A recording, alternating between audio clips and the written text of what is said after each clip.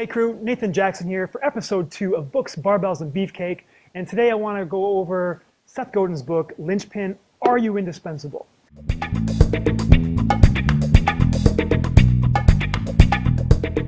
By far, this is a top 10 book for me.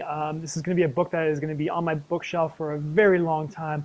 And I highly recommend everybody pick up a copy of this book. It doesn't matter if you're in business or you're just trying to better your life. This is a top 10 book by far.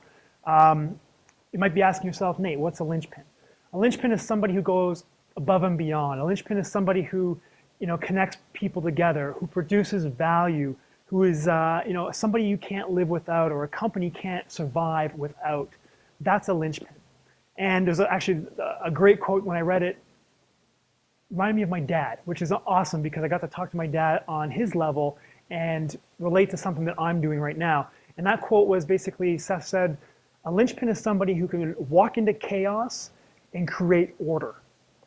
Walk into chaos and create order. That's amazing. That's my dad. When I was growing up, we moved a lot, and that's because my dad kept getting jobs to go in and turn companies around. And he would go in and turn them around, whether it be because, going from, I believe it's the red to the black, or, basically going from a loss to a gain.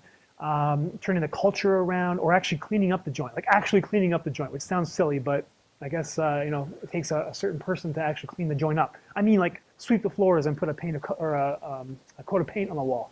Anyway, my dad did that, and he was hired by the higher ups to do such a job, but he would do it his way, and oftentimes that created a little bit of some headbutting. My dad's a linchpin. My dad did it his way to create the best possible outcome, which is he was hired for, and he always succeeded. Seth talks about a linchpin being one of the 3 categories our workforce can be broken up into. The first being the laborers, which are kind of like the cogs, the guys who punch in 9 to 5. They're replaceable because they don't give the company anything else other than just a number in the seat. Then there's the managers, and then there's the linchpins. Okay. I started thinking about myself, my younger self, and I'm going to use the example of me playing basketball, my basketball career. Started out here in Canada. I was the tallest kid. I was scoring all kinds of points per game. I thought I was the man.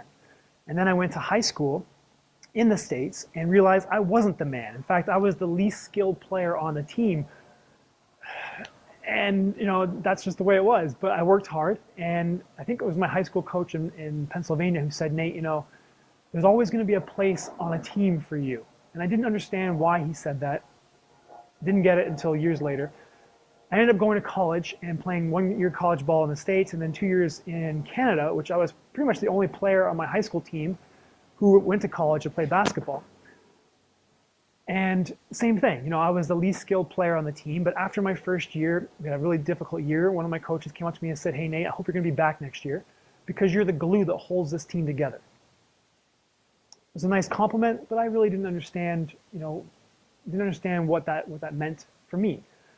The following year, we had a better year. I was actually captain of that team, or co-captain, and I was told by a different coach that at the end of the year, because I was done, that they would go to war with me any day of the week. And that meant a lot. That really hit home, and that stuck with me for a long time. You guys might be familiar with the saying, how you do something is how you do everything. And that's exactly what that compliment related or meant to me, because how I went about my business after university was exactly that, was the hard work, the sacrifice for the company or for the team I was involved in. And how you do something is how you do everything. And I just took that and went with it in my business life. And it's been great. And, between those 2 compliments from my college coaches, that's why I'm a coach right now, helping people get fit and healthy all over the world. That's why I'm successful at it, because I can empathize, I can rally the troops and get the people to do what I want them to do to better their life. I was a linchpin back then, and I didn't even know it. We all are capable of being a linchpin, guys. We're all capable of doing so. You have to find what you're good at. You have to find your art, your gift to the world, and then double down on it. It's so much easier, like Gary Vaynerchuk says, you got to follow your North Star. When you know your North Star, when you wake up in the morning, you know why you're doing something, everything becomes so much easier. Every decision you make leads you to that North Star. Same goes for me when I'm working with clients who want to lose body fat, who want to, get better at a sport or get better physically for a sport or build muscle, whatever it is. There's so much more than just losing weight or becoming strong. You have to know your why. And that's their North Star. When they wake up in the morning, in the dog days of winter, they need to know why they're getting up at 4 a.m. or 5 a.m. in the middle of the winter when it's cold, where they'd rather just stay in bed. They know why they're getting up to go train. They know why they're getting up to go make breakfast where they normally don't. It's their why. It's what guides them. And we all have this. We just got to figure out what it is. If you're happy being a cog, somebody who punches in 9 to 5, you have to realize, and that's fine. If you're happy, and that's great, because in a way, you're gonna probably spread that happiness to other people. But as soon as you start bitching and moaning about that, you're a cog. You don't have any linchpin quality there. Think about when a company downsizes. Are they gonna? They're gonna get rid of everybody who doesn't provide value, who isn't indispensable, who isn't a linchpin to their company. If you're 9 to 5 and the next guy's 9 to 5, but the next guy does something where he or she, provides value to the company outside of what you do, who do you think is going to be first to go? Him or you? You will be. Again, it's the laborers, the cogs, the managers, and the linchpins, guys. We all are capable of being a linchpin.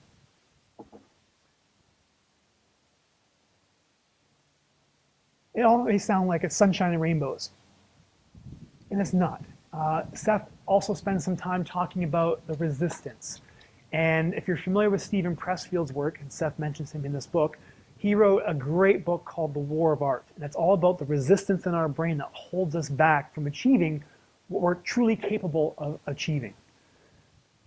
Seth refers to this part of the brain, which is the amygdala, as the lizard brain. And the lizard brain just wants comfort. It doesn't want you to go outside your comfort zone because out of fear that you're going to be made fun of, out of fear you're going to be dissected, and there's going to be negative comments or whatever. Like this video, if I wasn't a linchpin, I'd be scared to post this video on YouTube because I'm going to get a download. I know I'm going to get some people who don't like the video. That's fine. I don't care.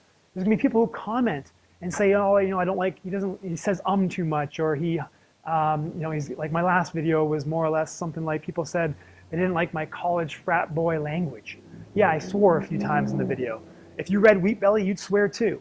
But it's one of those things where the lizard brain just wants to hold you back. It wants you to procrastinate. It wants you to do other things instead of doing the things you should be doing to get further ahead in life.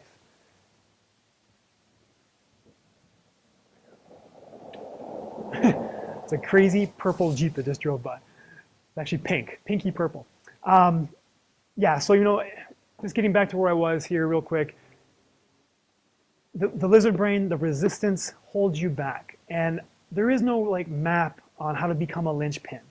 We're all capable of doing it. There is no map, and that's the beauty of being a linchpin. Like my dad, there was no map on how he was supposed to turn the company around. He did it his way.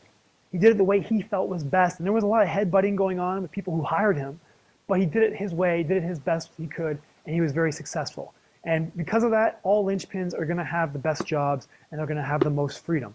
If you're an entrepreneur, you're a linchpin. You know this already. If you're somebody who works in a company, you can still be a linchpin, just like my dad. Just like my dad. So I mean, again, I don't know what to tell you in terms of how to actually know what I do know, and you should pick up this book because Seth goes over parts of it on how to overcome your resistance. And basically, he has things where you set deadlines. And if you're creating a product for a deadline, you ship it no matter what happens, no matter how far you are at that deadline. You ship it. No matter what, you just ship. Okay? You just put your product out there. You can always go back and revise it. Fair enough?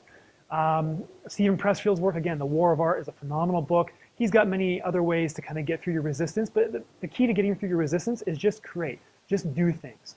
Last week I was at my nephew's 4-year birthday party, hanging around a bunch of other 4 and 5 and 6-year-old kids who don't care what you think. They'll say and do what they want. They don't care what the adults around them think. And that's what we have to get back to.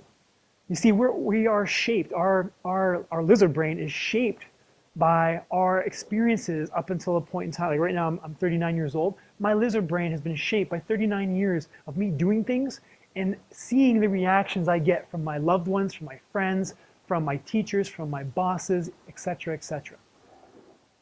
And if those reactions are not favorable to me growing, you know, I see that and I put that somewhere in my head or in my body where I'm like, oh, you know what? If I go out and try to do something different, try to be a leader, try to change the course of something, I'm probably going to be shot down.